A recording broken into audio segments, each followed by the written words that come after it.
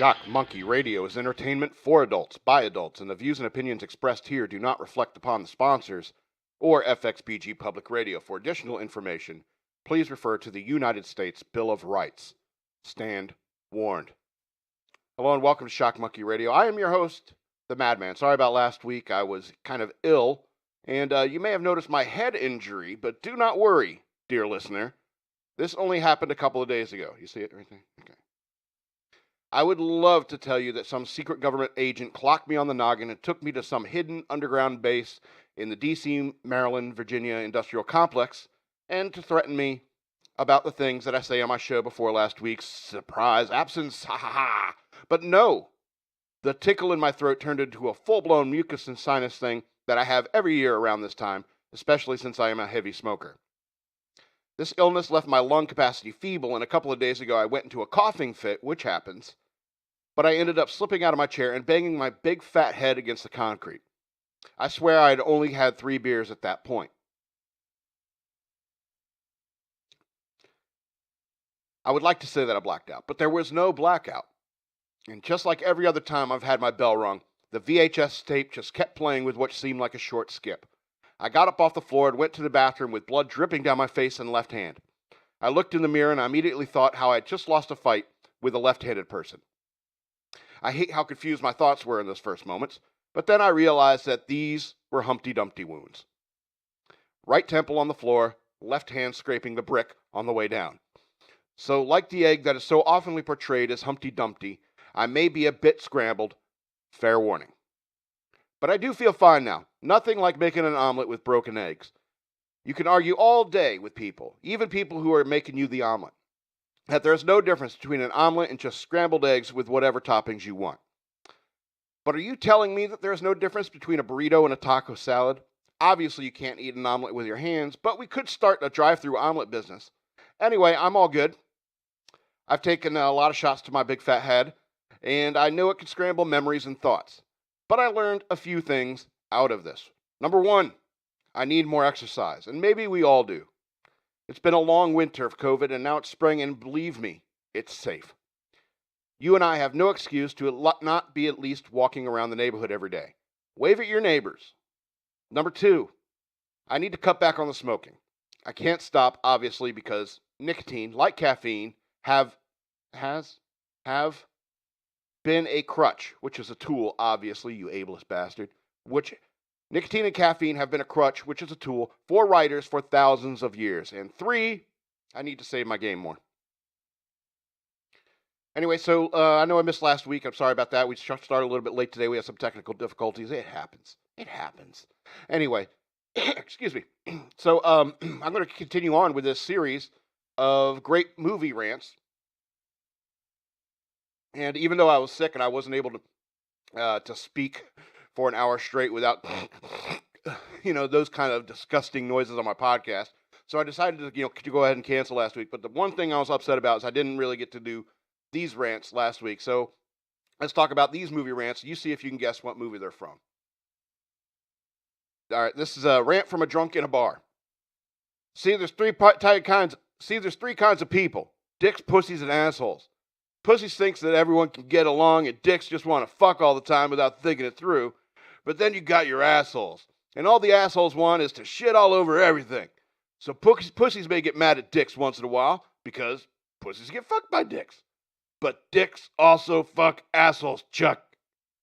And if they didn't fuck assholes, you know what you'd get? You'd get your dick and your pussy all covered in shit. And if you don't know, that's from Team America, World Police. And it's a true vulgarian's rant.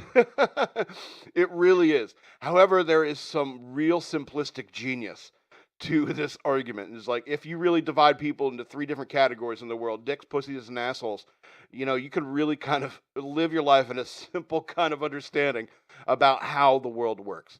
Now, which am I? Am I a dick? Am I a pussy? Or am I an asshole? A lot of times I think I fall into the asshole category. Which do you fall into?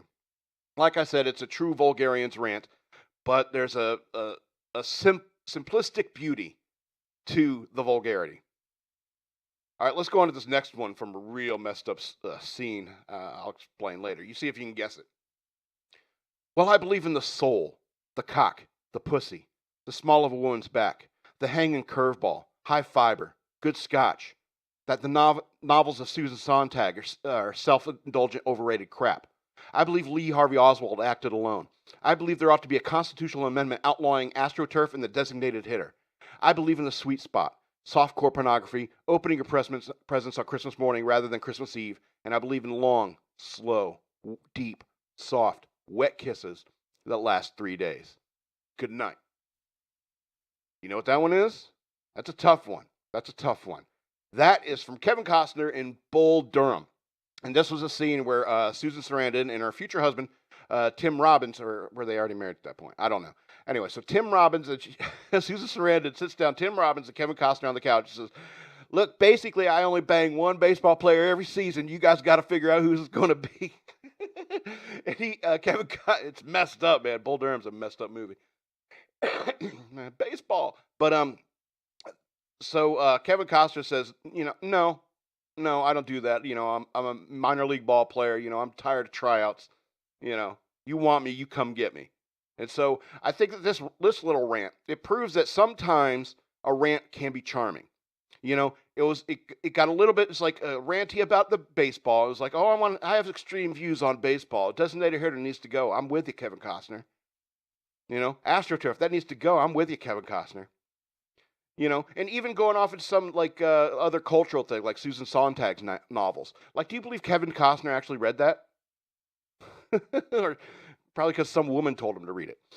Anyway, and so it could be a little out there. You could take harsh positions, but you can also be charming by just adding adjectives to the word kiss before you use the word kiss to charm the pants out of the team slut, basically. Anyway, that was Bull Durham, if you didn't know. The last one, great movie rants. Wrong, sir, wrong. Under Section 37B of the contract signed by him, it states quite clearly that all offers shall become null and void if, and if you can read this by yourself in the photostatic copy, I, the undersigned, shall forfeit all rights, privileges, and licenses herein contained, etc., fax mentis incendium gloria cultum, etc., Memo bis Punitor Delicatum. It's all there, black and white, clear as crystal.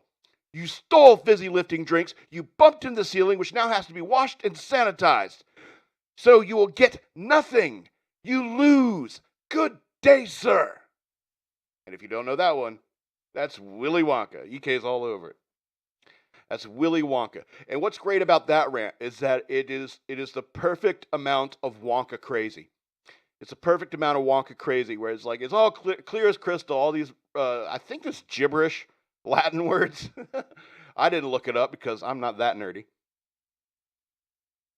But he also had them all sign this weird contract at the beginning, walking into the factory, where all the text just got smaller and smaller. The fine print got finer and finer. You know what I mean? And he, excuse me. And so they pull out this photostatic copy that they had to zoom into the text on. It's like, who'd they get to write that thing? Oompa Loompas? Anyway. And Willy Wonka is an interesting cat, don't you think? I'm talking about the Gene Wilder one.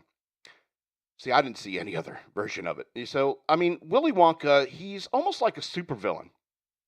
Honestly, who do you think is more of a threat to Batman? The Riddler or Willy Wonka?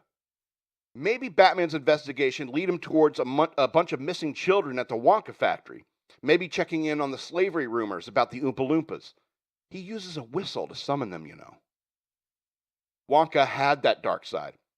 Is it raining? Is it snowing? Is a hurricane a-blowing?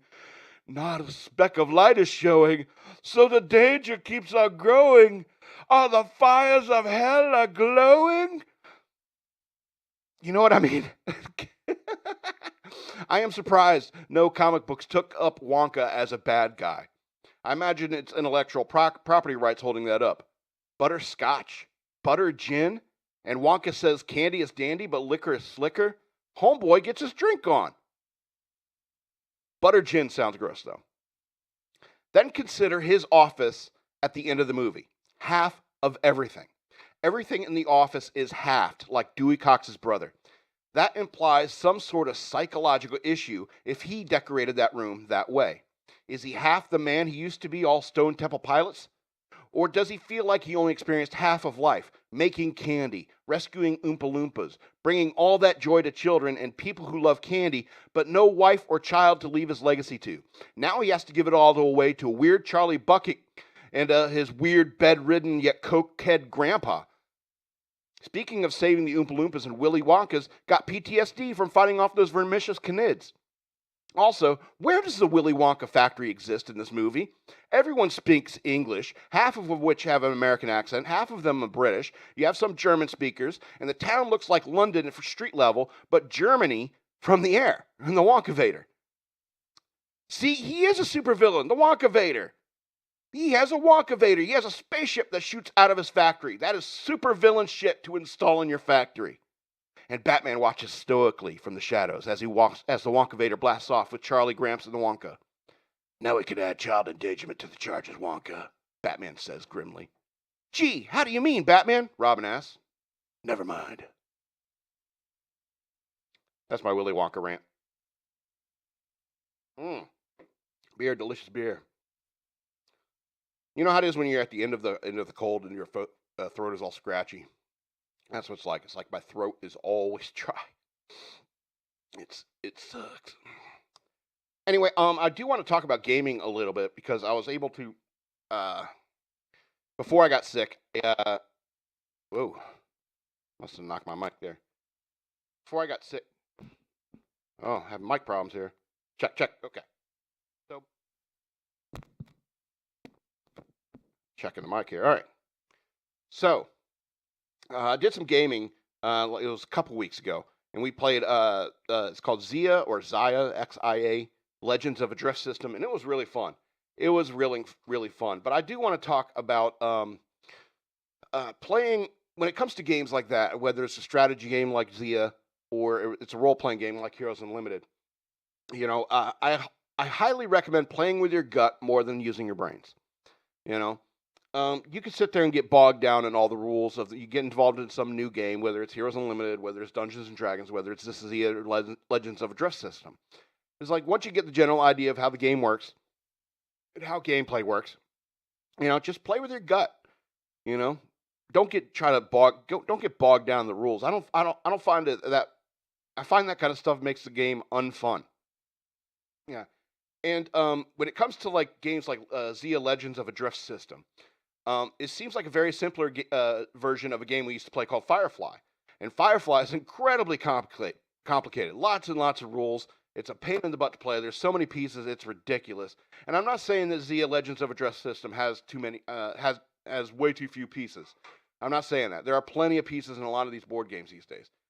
But if you get your bogged down into the rules too much, I think that detracts from the fun of the game. And even when we play Heroes Unlimited, which is a role-playing game. When we play that game, it's more about the story, the creating the narrative with other people, than it is about like, oh, you can't do that because your armor rating, you know, that takes away from it. You know, and if you're sitting there, you're scouring the rule book before you take an action, and it's like, hold on, I just want to look up one more thing. If you're doing all that, just trying to figure out, some little rule that's going to help you somewhere, so I think you're detracting from your experience. I think you're not having as much fun. Game with your gut, not your brain. And then you have those people like who are min-maxers who will learn the game, they'll study the rule book, they'll borrow the rule book, and they'll borrow it, and overnight, you know, they they learn how to maximize their strength, speed, and so forth like that, just so they can get maximum damage bonus and so forth. And then you just, you throw psychics at them or something like that, and, you can still stop them and so forth as a like game master kind of meta thing. But the point is that, don't bog yourself down on the rules and just have fun. Find a character that you want to play that have fun with. Now, I've also played Champions Online. If you don't know that, I mentioned that. I play Champions Online, which is a free-to-play game. If you want to join me on Champions Online, so I'm at Madman313. Find me, and we can do some things. But I have lots of characters, and the characters that I like tend to be more of the like hot superhero action characters. The people who are just like throwing massive fireballs, or getting in the heat of things. Like I have one called Amendment 5, who's like he's a sailor Sailor Captain America kind of character. And he creates this energy sword. He fights people. He gets in the thick, in the melee. Arg. And those are the kind of characters I like. It's not the person in the back, heal, heal, heal, heal. That's not fun at all. Especially when it comes to superhero things. When it comes to like games like World of Warcraft and stuff like that, it's fun to be a healer. It's fun to be a tank and so forth. But when it comes to a game like a superhero game, I really want to use like a character that's fun to play. And a fun to play character for me in superhero games, whether it's Heroes Unlimited or Champions Online, I want hot superhero action. I want to punch people and knock them through walls. You know, that's what I like as a player. And so I want to tell you, there are some other games that I've played in the past that I think that have way too many rules. All right. There was this game I played back in the day called Starfleet Battles. I don't know if you've ever played this game, but this rule book is like that thick. All right. And I wish I could say it's like a novel thick. I would say that, but at least a novel has a narrative. You know, a lot of these role-playing games, you can get the source book and stuff like that. They'll have a narrative to the source book.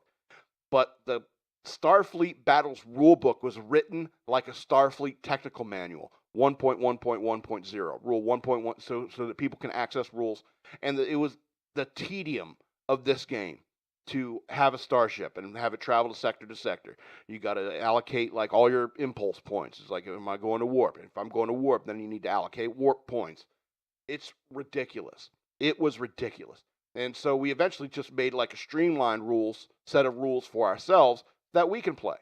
So that we could play how we wanted without getting bogged down in all these nonsense rules. And I'm sure there's some Starfleet Battles purists out there who say, oh, the rules are very important and stuff like that. And that's fine. And if you went through all the trouble of memorizing all those rules and you can keep it in your head, by all means. I cannot read a rule book that way. You know, I didn't sign up for Starfleet. I just want to play a game like Star Trek. And I think when I was playing that game was when like Interplay had all those Star Trek games on the computers, on the PCs and stuff. And those were way more fun because it was just point and click. It wasn't like memorizing, a big thick book full of rules. And that was just like the basic system. And there were expansions. We had expansions and stuff like that. It was a pain in the butt. Anyway. There's one more thing I want to talk about because while I was sick, I was able to catch up on Rick and Morty. So I think this is an excellent show. I will say it's about 10 or 11 of 13 stars, just a shooting from the hip rating.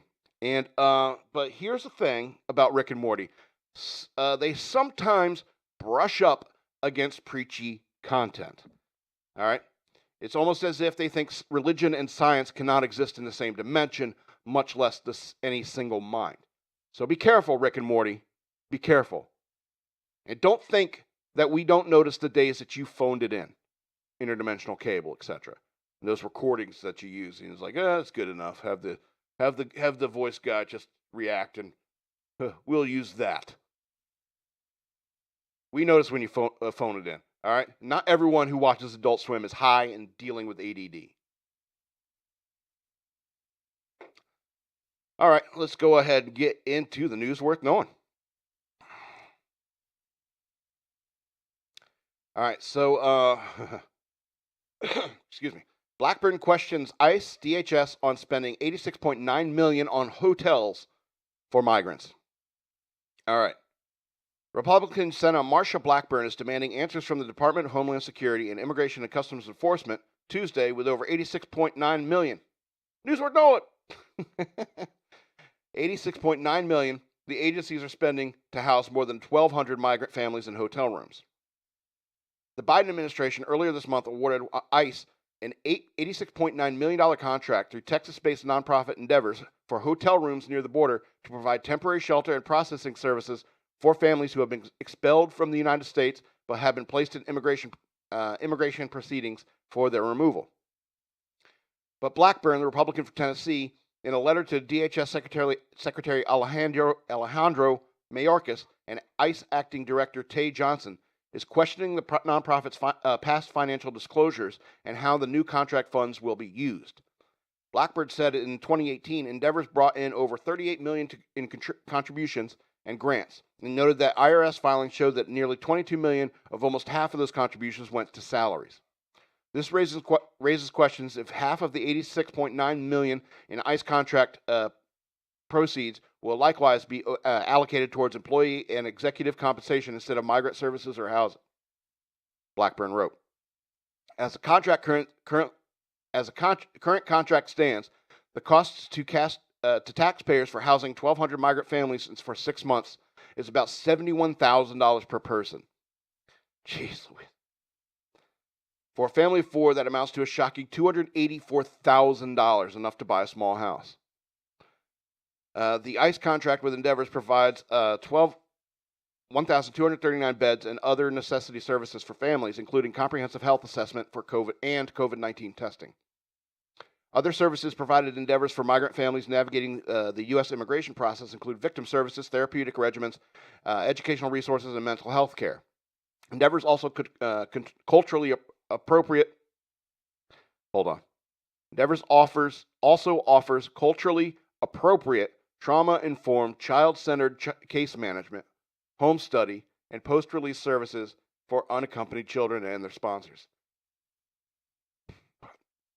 Blackburn, though, raised concerns that Endeavor CEO John Allman did not provide specific details about the contract when asked. It is unclear whether this nonprofit has ever previously managed a contract of this magnitude, housed a migrant population of this size, or served vulnerable children without putting them at further risk. Blackburn was referring to Allman's comments earlier this month when he confirmed the contract with DHS that it will provide critical services to migrant families, which is a continuation of services that will be delivered to the migrant population since 2012. Allman deferred questions regarding the specific details about the contract to ICE. DHS and ICE must provide commitments to assure Congress and the American public that Endeavors is up to the task of securely and efficiently housing illegal immigrants without resulting in waste to the abuse of the taxpayer dollars or worse, harming vulnerable migrant children. Blackburn wrote. He went on to demand the unredacted copy of the $86.9 million contract and answers as to which hotels would supply rooms for the migrants, what rates they would be charging, and who, whether Endeavors or DHS, will be responsible for compensating the hotels. Blackburn also requested information about children's safety, questioning whether migrant children would ever be placed in a situation where they're unsupervised by a parent or guardian or left alone with Endeavors staffer. Blackburn also asked whether ICE was requiring Endeavors to conduct background checks in workers and volunteers amid reports that the Office of Refugee Resettlement between 2015 and 2019 received more than 4,500 allegations of sexual abuse and sexual harassment against children in facilities. Jesus. Blackburn said 178 of these complaints were against staff at the shelters.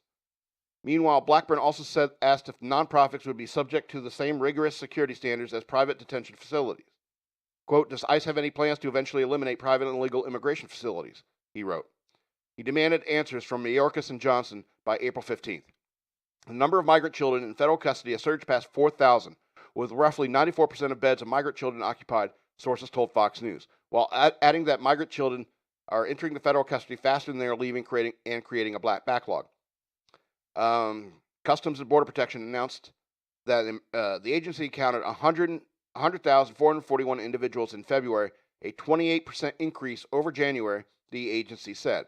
Of those, 19,246 individuals were in family units, 9,457 were unaccompanied children, and 71,598 were single adults.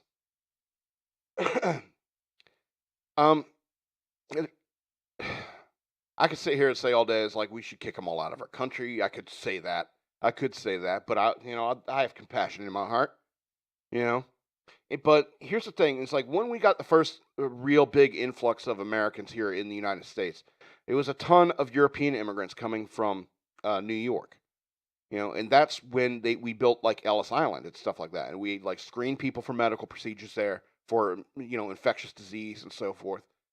We screened them on the island. They housed them on the island. It may not have been very nice, but I mean, once we started receiving all those immigrants coming in, I think at that time, America was just more, I don't know, open to the idea of immigration at the time because there was a ton of land, and there still is, considering the amount of land mass we have in our population. We still have a lot of acres per capita. You know what I mean? And so, I mean, it's not like there's not room for them here. You know, asking the taxpayer to put them in hotels, I don't know if that's right. I don't know if that's right. I know I just contradicted myself, but you know, if we're talking about facilities at the border, you know, like a new Ellis Island somewhere in the Southwest, where we can, you know, screen these people properly for infectious disease before we either boot them out or they legally immigrate into America. All right, because that's the difference. Is like all those Europeans that were coming here, you know, they were legally immigrating. They were filling out paperwork and stuff. A lot of these people down at the southern border aren't doing anything like that. You know, you'd be lucky if they speak English. Even if they lived here for 10 years, they probably still wouldn't speak English. Even if you let them loose inside the border, which I think this is what the Democrats are going to want to do, even if you let them loose, in 10 years, they probably still won't speak English. Anyway, let's go on to this next story. San Diego public school teachers to give migrant kids in-person instruction before their own students. Teachers from San Diego Unified School District are teaching migrant children in person before their own students, Fox News has learned. SDUSD students are currently learning in an online-only format and expected to move into a hybrid model on April 12th, where they'll be learning in a combination of in-person and online formats, according to the school district's website. Quote, we have 130,000 kids who haven't been allowed in the classroom for over a year in the San Diego Unified School District. It's great that there's in-person learning for those unaccompanied minors from Central America, but I wish every child in San Diego County was allowed the same opportunity for in-person teaching, San Diego County Supervisor Jim Desmond told Fox News. Quote, the system is broken when San Diego teachers are teaching migrant children in person, but 100,000 plus students of tax-paying families in San Diego Unified School District are stuck learning in Zoom school. Emily Diaz, a SDUSD parent, told Fox News in an email.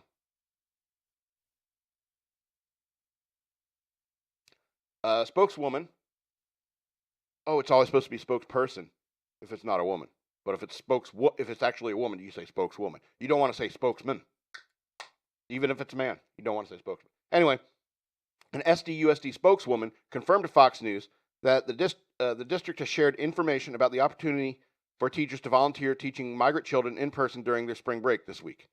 She noted she doesn't know if teachers are getting paid, saying that it's up to the county. Quote, the San Diego County Office of Education is providing an educational program for unaccompanied migrant children who will be staying in the San Diego Convention Center through July. All children in California, regardless of immigration status, have a constitutional right to education. We also have a moral obligation to ensure a bright future for our children, the SDCOE spokesperson told Fox News in an emailed statement. Quote, the educational... Oh, knocked the mic again. This mic is... went out again. All right, I'm good. All right, the educational program will include English language development and social emotional learning opportunities. The teachers who are participating in the program are doing so voluntarily, and the program is following a COVID-19 screening protocol based upon guidelines from the U.S. Centers of Disease Control and Prevention. For more than a year, parents and students of the San Diego County have waited for educators to answer one question: will our schools reopen with in-person instruction only? And for a year, they've been told to wait. Representative Daryl Issa from California told Fox News. Quote, the decision to provide an in-person instruction to illegal migrants is outrageous, and parents have every right to be angry. We are begging California Governor Newsom and the U.S. Department of Education, where our superintendent is going, rescue us. This is an SOS. They must mandate 5 days in-person learning for all students. Diaz, the SDUSD parent, told Fox News. Yeah, that's a little caustic. Relax. All right, we'll take care of it. All right. Quote, 14% of our district are students with disabilities and 23% are English language learners. San Diego Unified took in millions of dollars of relief funding to bring them back to the beginning of the school year, but only 6,000 are in person today, and we have no idea how that money was used, she added. What is happening right now is immoral. It is immoral. It is immoral. But you know what? The Democrats are in power, so they don't care. They don't care. They care about getting those migrants voting for blue people, Democrats. They want to get those people in there because they think all these Catholic people are going to be voting for Democrats. Anyway, speaking of arrogant Democrats, let's go on to this next story. CNN's Jim Acosta roasted for wearing obnoxious, self-flattering shirt during a coronavirus vaccine photo. Okay, so social media had a field day with CNN's Jim Acosta on Monday night when the former White House correspondent posted a photo of himself donning a self-aggrandizing T-shirt about his reporting. Quickly became a trending topic as he was called a narcissist by critics. I can't believe that they're just now catching on without this. Jim Acosta's a narcissist. You didn't know that? Anyway, while receiving a coronavirus vaccine, the infamously vain journalist wore a T-shirt with the text. Get ready, because it's a long T-shirt. It had the text on it. Said, "In 2020, I covered the impeachment trial and a caucus night that lasted a week, parenthetically, and the primaries, and COVID pandemic, and the economic crash, and the racial justice protest, and Lafayette Square, and so many rallies, and the death of our RBG, and President's 1 a.m. coronavirus diagnosis, and the Supreme Court confirmation, and election night that lasted a week, and things by tweet, and the recounts, and the presidential transition, and I have a commemorative shirt to prove it." What an arrogant D-bag. EK's thinking about saying something. Quote, "My goodness, this T-shirt is quite a way of screaming that you are a certifiable narcissist," Newsbusters manager, editor Chris Houck wrote. Jim Acosta has to be in the top 10 of the most self-centered journalists and Americans, period. Top 3. Easily. I mean, Shapiro's been saying for years, is like, ladies, get you somebody who loves you like Jim Acosta loves Jim Acosta. And you know what? That's true. That's true. That's good advice, ladies.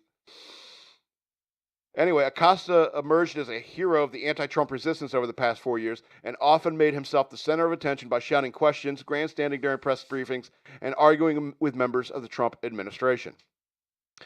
Quote, "Somebody should probably inform Jim that he's contributing to vaccine refusal rates by continuing to make everything as obnoxious, self-flattering spectacle," journalist Michael Tracy wrote. The shirt is currently on sale at the White House Correspondents Association website. I don't think you needed to put that in there. Who would want to buy that other than Jim Acosta? Right? Many others mocked his choice. They get a bunch of tweet people. I don't know. I think I saw one from Tim Pool here. Here it is. Tim Pool. He tweeted in response to the Jim Acosta shirt, "If you ever wondered what ego incarnate would look like, here you go." Yeah. So late last year, Acosta was mocked for claiming that Trump was, in quote, an experience that might merit hazard pay.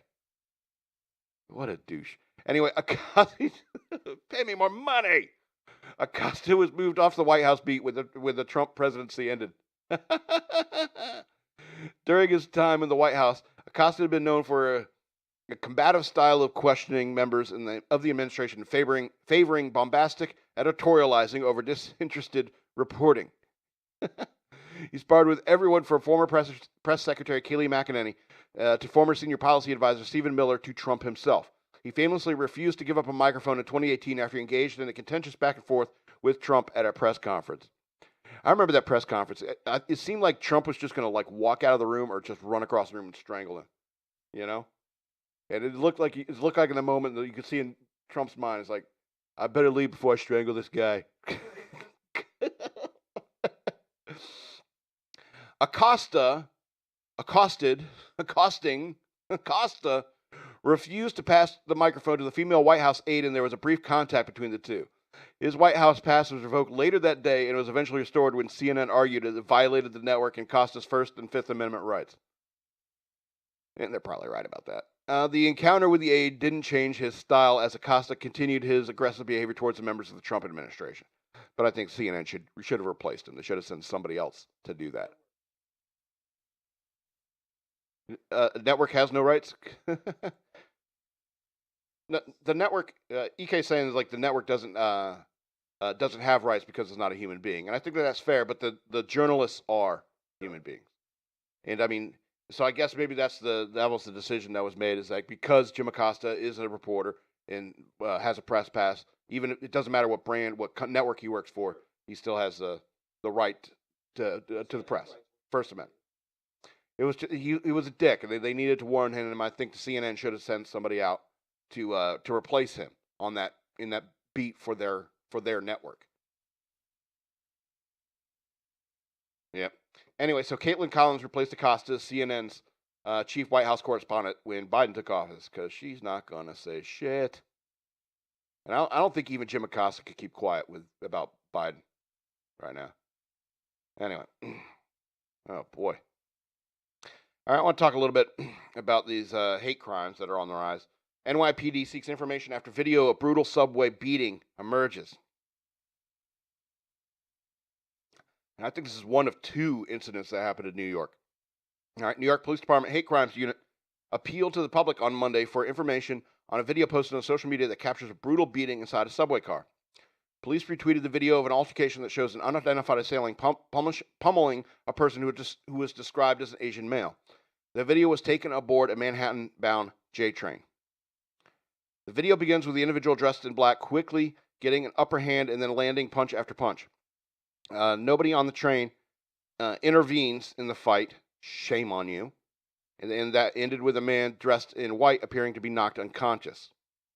Governor Andrew Cuomo said in a statement, "These hateful acts of violence have no place in New York, period. The misguided rhetoric, which has vilified Asian Americans throughout this pandemic, is highly dangerous. And now we are seeing more and more painful real-life consequences." Now, I just want to say that there has been a lot of these hate crimes involving Asians, and they seem, I don't know if I am even allowed to say this, but they seem to be perpetrated by a certain type of person. All right? And I think that a lot of us know, that black people have some racism towards Asian people. And so you gonna say something, Eric? The Mongols, the gang, they ruled China for a while. The Mongols ruled China. This is Circle K advice, ladies and gentlemen. Do you know when that happened? That's 1200s, I think. Anyway, but there was another incident that happened that was caught on security footage where I think Ben Shapiro talked about it. That's why I chose this story today, is because in the security tape footage, some guy's just walking down the street, and this happened on Sunday, I think. Some small, Asian woman's walking to church, and some big black guy just comes up and kicks her. Just starts kicking her over and over again. And you got two security guards, who are out there. They just close the door so they don't have to deal with it, And there's a lot of things that can be said about that. You could talk about, the racism that people don't want to talk about. People don't want to talk about, minority on minority hate crimes. They don't want to talk about that because when they talk about hate crimes, the media's narrative wants to be white man bad. All right? That's what they want it to be. But if it's minority on minority, like it is in all these murder capitals in the United States, because black people are killing black people in Chicago, the media doesn't really want to talk about that. But it's like every single weekend, a couple dozen people die in Chicago. The media doesn't cover that. They don't want to cover some narrative that doesn't help spin this idea that all white people are Nazis, and it's not true. The percentage of racism that you find in white people is way lower than other ethnic groups, including Asians, including black people. Okay? I don't know if you've seen a movie called Don't Be a Menace to South Central While Drinking Your Juice in the Hood. But there is a scene where he's sitting there talking about, you guys need to quit using, see, look, I did it. I became racist. I said boys. My bad. You guys need to quit using the word N-word. That's what the white man has been using to keep down the people of another race. Oh, by the way, remind me to pick up that dry cleaner from that chink motherfucker down the street. All right? Black people can be racist. There's lots of black people who are racist. And I think the percentage of black people who are racist is far bigger than the percentage of white people who are racist. Certainly, I don't see much video coming out with all the cameras in the world. I don't see a whole lot of videos of some white guy just randomly attacking a black guy on the street. And you could sit there and argue all day. It's like, well, all those racist guys are cops, and that's what they do with the badge and the gun. And it's like, fuck you. I'm tired of that narrative. I'm tired of that nonsensical narrative. Video, it comes out, when the violence comes out, video tells the tale. People don't want to talk about it because they want to focus on this narrative that white people bad. And it's not true. We're not all bad. We're not all bad. Anyway. There's good and bad of every race. You know what I mean? And you need to weed it out. Weed it out of your own life and the life of your family. It's like, okay, it's like my perception is a little racist. Oh, he comes from the 80s. He says boy when he talks. Try to correct yourself, absolutely. But, have a little forgiveness in your heart. And certainly don't walk down the street kicking, bullying. Bullying. That's kind of violence I didn't even see in like grade school years. In the 70s and 80s. A beating like that. It's awful. It's awful. Anyway, I got 2 more stories to get through the next couple minutes. Oxford music professors deem sheet music to be colonialist. Says curriculum needs to be decolonized. Oh, Oxford. Oh, England. What are you doing? Anyway, staff members within the University of Oxford's music department have deemed sheet music to be colonialist and have suggested ways to decolonize the curriculum.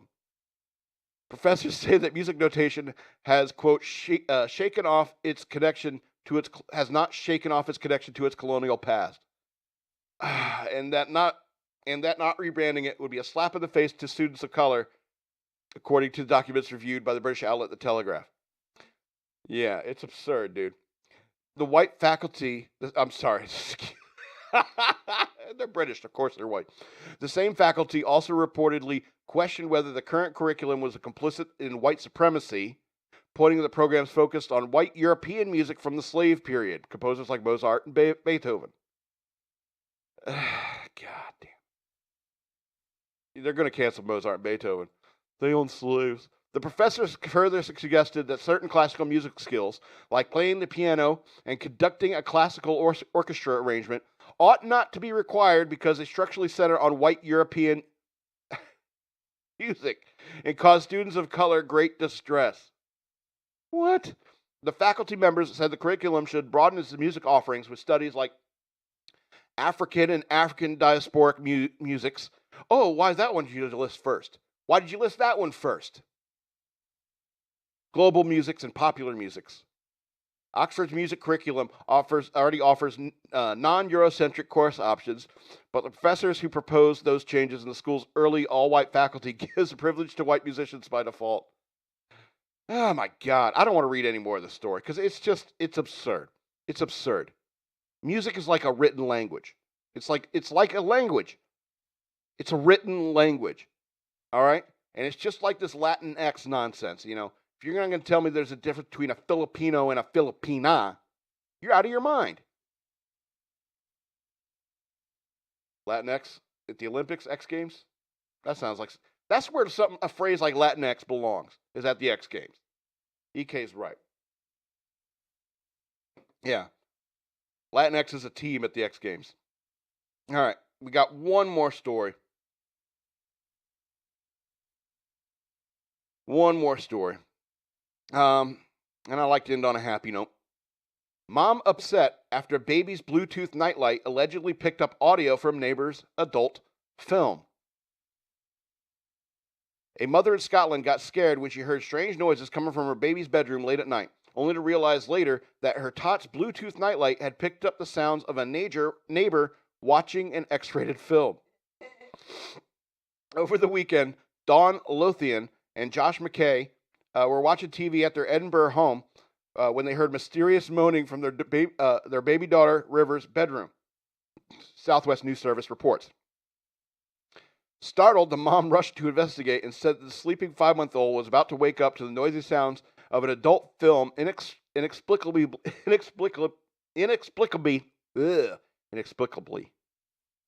blaring through the Bluetooth device.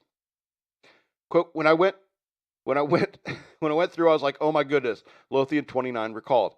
You could tell in an instant what it was. You didn't need to know the language to know that it was happening. So there were Russian words, right? Yeah. Blasnoga. Oh. Moskova. Anyway, Quote, it was quite loud, and my daughter was starting to toss and turn. The Nightlight, which Lothian purchased through Amazon, plays music and projects stars, she said. Lothian added that she assumed somebody had accidentally connected to the device, but she wasn't about to let that happen again.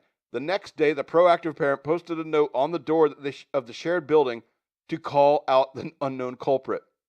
Whoever was watching porn last night at 11:30 p.m. has connected their device to our baby's Nightlight. Can you please disconnect ASAP? Thanks. Lothian wrote. Ever since, the mom says, the scolding has seemed to have worked. Lothian told the Daily Record that she hasn't heard an explicit beep from the Bluetooth device since posting the open letter. And I think this is probably the best way to deal with something like this, is you go all Martin Luther with it. And so I think that's it's a hilarious story. I'm glad that the child probably didn't hear anything, and even if it did, it probably wouldn't remember anything. The parents knew what it was. So I want to ask you: it's like, if you do choose to use your port, make sure you're connecting to the right Bluetooth device. All right, because there's plenty of embarrassing things that can happen in these days when it comes to Bluetooth devices. Anyway. So this is the end of the show. I want to remind you to go over to patreon.com/shockmonkeyradio, become a patron. I would appreciate it. You can also advertise there.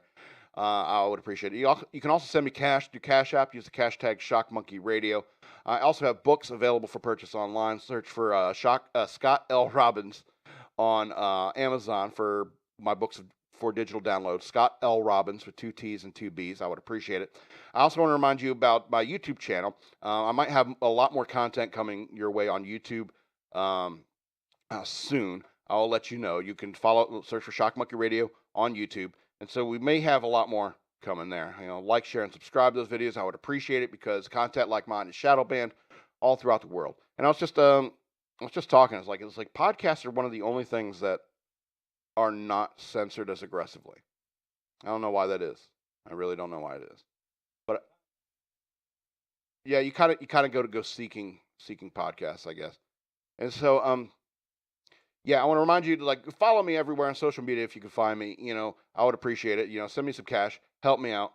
I would appreciate it. I would appreciate it. So we'll pick it up next week.